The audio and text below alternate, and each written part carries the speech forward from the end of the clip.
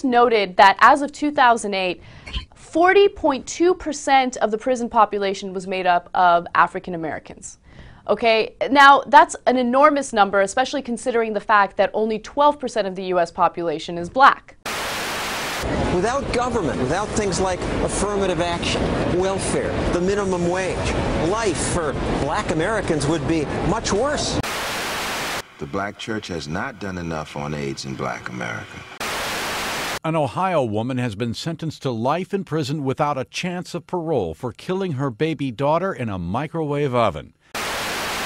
But we also know that the very founders that wrote those documents worked tirelessly until slavery was no more. George Washington owned more than 200 slaves. Some say between 250 and 350. Thomas Jefferson owned as many as 200, his wife having brought 100 to the marriage as her dowry.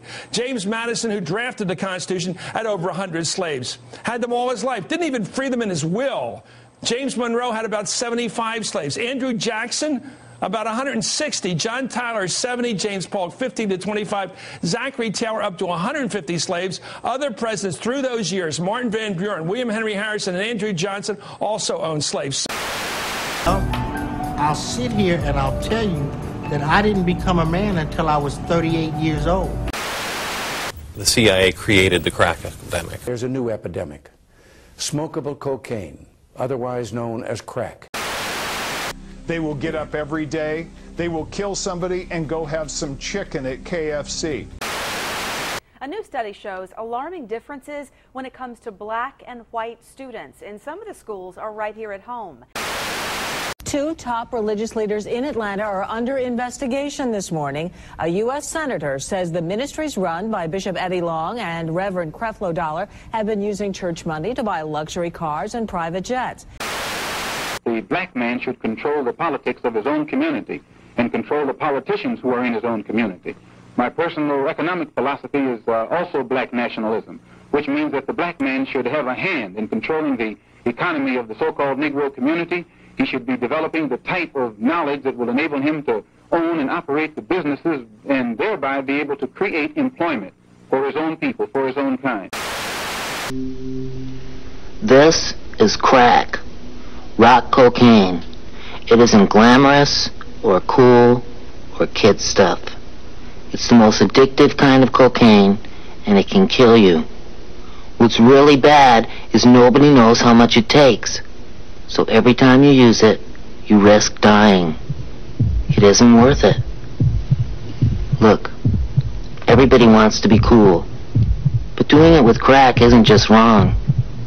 It could be dead wrong.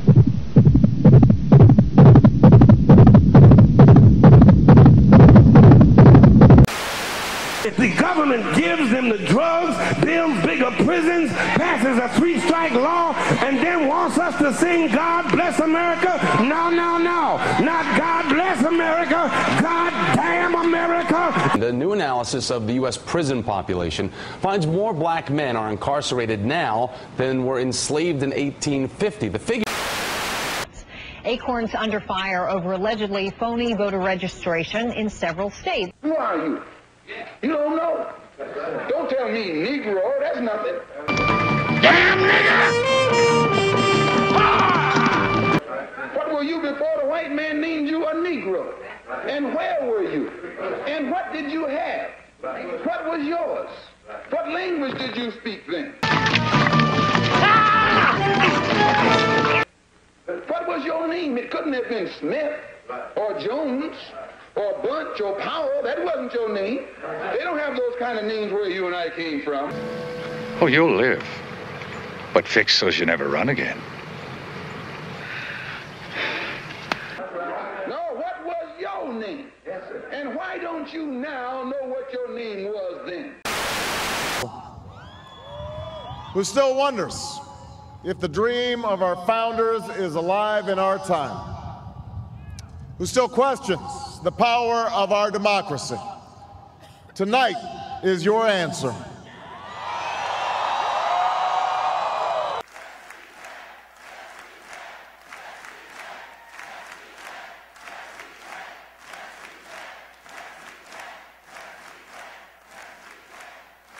Yes, we can to opportunity and prosperity.